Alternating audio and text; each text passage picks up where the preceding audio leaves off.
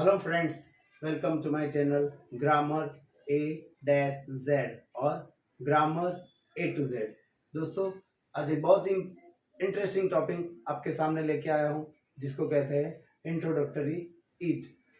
पिछली वीडियो में मैंने बताया था इंट्रोडक्टरी देयर, मतलब अंग्रेजी भाषा में हम देयर से शुरुआत कर से कितने प्रकार के वाक्य बना सकते हैं, वो हमने सीखा। आज हम सीख रहे हैं इंट्रोडक्टरी ईट, मतलब अंग्रेजी भाषा में ईट की शुरुआत से, मतलब ईट को वाक्य प्रयोग करके, ईट को वाक्य की शुरुआत में यूज करके हम कितने प्रकार के वाक्य बना सकते हैं, ये आज हम सीखेंगे। तो ये जो ऐसा एक टॉपिक है जिससे आप बहुत ही आसानी से इंग्लिश लिखना और बोलना सीख सकते हो। लेकिन दोस्तों, इससे पहले, पूरा टॉपिक जानने से पहले, मैं आप सबसे रिक्वेस्ट करता हूँ, मेरी चैनल को सब्सक्राइब कीजिए, वीडियो को लाइक कीजिए और अपने फ्रेंड्स और रिलेटिव्स के साथ शेयर कीजिए। दोस्तों, शुरुआत करते हैं टॉपिक की, इंट्रोडक्टरी ईट। अब देखिए, ईट दो तरह के होते हैं। एक है पर्सनल प्रोनाउन, मतलब पर्सनल प्रोनाउन के तौर पे ईट जो है वाक्य में जब यूज होता है, हम जानते हैं ही शी ईट, तो ही पुल्लिंग है, शी स्त्रीलिंग है, और ईट जो है वस्तु या नान्यतर जाति के लिए यूज होता है। तो यहाँ पे देखिए, इट इज अ बैग, तो बैग को दिखाने के लिए इट से शुरुआत हुई, राइट। उसी तरह it was a red pen, वो पेन रेड थी, मतलब पेन के लिए यूज हुआ। It will be a dog, यहाँ पे देखिए कि present past and future, it will be a dog, मतलब हम बोलते हैं कि ये किसने गंदा कर दिया ये सारा फर्श, फिर शायद कुत्ते ने गंदा कर दिया होगा ऐसा, तो it will be a dog. इस तरह के sentence as a pronoun it use हुआ है। लेकिन आज हम सीखते हैं कि इंट्रोडक्टरी ईट, जहां ईट का कोई मीनिंग नहीं निकलता है, उसके बावजूद वाक्य की शुरुआत में ईट यूज होता है और हम कर सकते हैं, इससे सेंटेंस आसानी से बनाना हमें आ जाएगा। देखिए, अब इंट्रोडक्टरी, तो कहाँ कहाँ इंट्रोडक्टरी ईट यूज होता है। टाइम, किसी को टाइम दिखाना है, टाइम बोलना है, right. It is used to tell time, day, date, festival, abstract noun, weather condition, year and month, मतलब किसी को टाइम कहना है तो उसके लिए इट की शुरुआत होगी अंग्रेजी वाक्य में। डे बताना है तो भी इट से वाक्य की शुरुआत होगी, डेट बतानी है तो भी इट से वाक्य की शुरुआत होगी, फेस्टिवल बताना है तो इट से वाक्य की शुरुआत होगी। एब्स्ट्रैक्ट नाउन, राइट, हम जानते हैं इंटरेस्टिंग है, गुड है, नाइस है, बैड, ऐसे जो वर्ड यूज होते हैं, तो उसके आगे भी जो है मतलब हम इट यूज कर सकते हैं। मैंने एग्जांपल अभी यहाँ समझाता हूँ। उसके अलावा weather condition, hot, summer, sunny, drizzling, right, या कोल्ड, इस तरह से। इसके अलावा ईयर एंड मंथ, तो देखते हैं, हम एग्जांपल से शुरुआत करते हैं। पहला एग्जांपल है फॉर टेलिंग टाइम, समय बताने के लिए कैसे यूज किया जाता है। तो आपको कोई क्वेश्चन करता है कि व्हाट्स टाइम नाउ, अभी कितने बजे, तो आप बोल सकते हैं इट्स 10 o'clock नाउ, अभी 10 बजे, इट्स 9 o'clock नाउ, राइट। तो इट इज है, अगर पास्ट टेंस है तो it was, what time was it, right, उस टाइम पे कितना बजा था, तो इट वाज, हम बोल सकते हैं कि 11 o'clock देन, राइट। तो इसी तरह देखो, इट्स इन द मॉर्निंग, कब घटना हुई थी, व्हेन इट हैपेंड, तो इट्स इन द मॉर्निंग, सुबह हुई थी, राइट।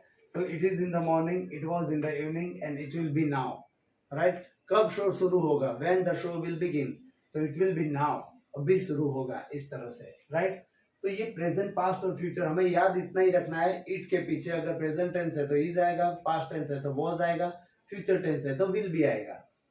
देखिए, अभी हमारा सेकंड पॉइंट है डे, किसी को हमें डे बताना, विच डे इज टुडे। कभी कभी हम भूल जाते हैं, एक आध सेकंड के लिए हमें याद ही नहीं होता कि भाई आज कौन सा दिन है, तो हम पूछते अपने दोस्त से कि भाई आज कौन सा दिन है, तो विच डे इज टुडे, तो it's Sunday today. Which day was yesterday, तो it was Saturday yesterday. Which day will be tomorrow, तो it will be Tuesday tomorrow. इस तरह से कोई भी डे हम बोल सकते हैं, राइट। इसके अलावा क्या है, अब देखो फेस्टिवल, फेस्टिवल की बात है थर्ड में, कि फेस्टिवल, तो इट इज हॉलीडे टुडे, आज छुट्टी है। It was 15th August yesterday, कल 15th अगस्त था, तो ये फेस्टिवल है। It will be Diwali tomorrow, कल दिवाली है, तो ऐसा बोलते हैं, तो कल दिवाली है होगी, ऐसा नहीं बोलते हम, कल दिवाली है, मतलब कल दिवाली है, तो ये फ्यूचर टेंस ही हो गया है, तो it will be Diwali tomorrow अथवा it will be Diwali next month, right. इसके अलावा it's birthday today, it's my birthday today, आज मेरा बर्थडे है। It's our anniversary day today, आज हमारी एनिवर्सरी डे है। इस तरह से आप कुछ भी यहाँ पे ले सकते हो, बर्थडे है, एनिवर्सरी है, फेस्टिवल है, ये आप ले सकते हो। लेकिन करना सिर्फ यही है, प्रेजेंट है तो इट इज, पास्ट है तो इट वॉज, एंड फ्यूचर है तो इट विल बी, ये याद रखना है। बहुत आसानी से आप नए नए सेंटेंस बना सकते हो इस तरह से। अब देखिए फोर्थ है डेट। किसी को हम डेट बताएं, विच डेट इज टुडे, आज कौन सी तारीख है, तो क्या होगा, it's 17th August today, right. आज 17th अगस्त है, 17 अगस्त है ऐसा। It was 15th August 1947 when we got freedom, 15 अगस्त 1947 का वो दिन था जब हमें आजादी मिली, इस तरह से, ठीक है। और it will B 10th March 2023 when our board exam starts, तो हमारी बोर्ड की एग्जाम 10 मार्च 2023 को स्टार्ट होगी, ये फ्यूचर है। तो इसलिए क्या आएगा कि भाई इट विल बी, डेट बतानी है हमें, इसलिए इट विल बी आया, it will B 10th March 2023 when our board exam starts, इस तरह से, ठीक है। कॉमन चीज याद रखो, इट के साथ प्रेजेंट है तो इज, पास्ट है तो वॉज, फ्यूचर है तो विल बी। बहुत आसानी से आप बहुत सारे सेंटेंस बना सकते हो, जितने चाहो उतने। उसी तरह अभी एब्स्ट्रैक्ट नाउन, ये समझने की बात है। एब्स्ट्रैक्ट नाउन देखो, इट्स टेस्टी, कोई चीज हमने खाई, अच्छी लगी, कैसा लगा आपको, how you field it, right. तो क्या भाई it's tasty, it's very tasty, तो इट्स टेस्टी। अब इट वाज इंटरेस्टिंग, राइट। आपने कोई मूवी देखी, जैसे अभी जो है मूवी जो है कार्तिकेय 2 चल रहा है, और कार्तिकेय 2 लोगों को बहुत इंटरेस्ट आ रहा है, तो इट वाज वेरी इंटरेस्टिंग। कोई मूवी देख के आया और पूछा किसी रिपोर्टर ने कि how did you feel it, right, how did you like it, आपको कैसी लगी, तो क्या आएगा, इट वाज वेरी इंटरेस्टिंग, वो बहुत ही इंटरेस्टिंग थी। तो मान लो कि अभी एशिया कप शुरू होने वाला है, इंडिया और पाकिस्तान की मैच होने वाली है, तो लोग अभी से चर्चा करने लगेगी, यार इंडिया पाकिस्तान की मैच है, बहुत ही एक्साइटिंग मैच होगी, राइट। तो होगी फ्यूचर टेंस है, तो it will be very exciting match, इस तरह से।